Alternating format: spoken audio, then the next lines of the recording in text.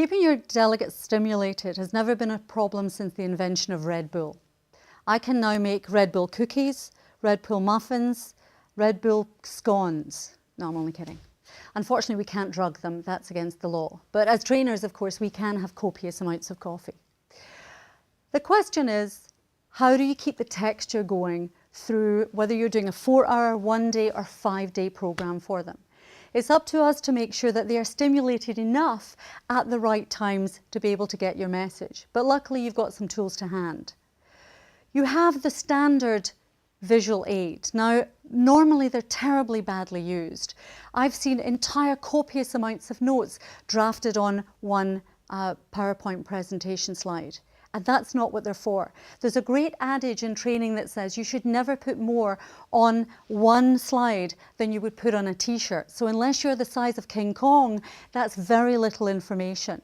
So what we want to do is make sure a picture paints 1,000 words, and the picture is the message with a couple of words down there at the bottom if you need anything to back it up. Try just to use the visual one step further to dangle the carrot. Make sure that they're not too obvious and that you're working towards the picture. And again, if they have to work for it, the memory will be greater.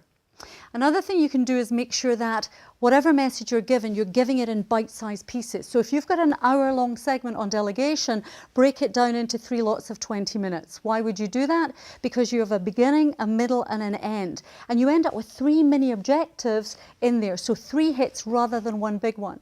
You also have the possibility of changing the texture in each one so that it's different and you keep that stimulation going.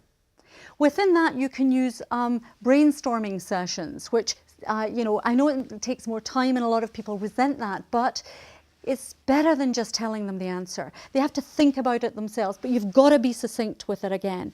Give them 10 minutes. I want you to go in there 10 minutes, come up with 3 ideas and choose one and then tell me why you did it. So apart from the brainstorming, another thing you have is role play. It's hugely powerful. You get one seller, one buyer, one critiquer, and they're all learning different things from that one experience. It works incredibly well. They might hate it, but it is their biggest learning. One of the other things you have is you. Look at the texture of your program and then texture yourself. Some of the times you'll want to be funny, some of the times you'll want to be serious, some of the times you'll want to join them in the group. You've got to decide what works and what's right. The last thing I want to tell you about is about being creative. Think about what you want to tell them and then figure out a weird and wonderful way to do it. I myself and a colleague of mine ended up doing a line dancing course, so I can now teach you how to do the California Freeze. Why would I do that? Because we were teaching a massive amount of managers, and the point was everyone learns at different times. So we literally had them in a room and we taught them how to do the California Freeze. Did they get the message? Yes, because some of them got it right away and some of them were still trying it 3 hours later in the tea break to see if they could get it. Another thing that happened is a girl walked up to me 8 years later and said, "You're the California Freeze woman." And I said, "That's great, but do you remember what you learned?" And she said, yes. She said, "I remember that people learn at different paces and I've got to manage that."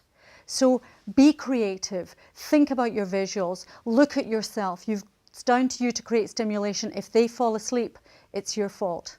Thank you.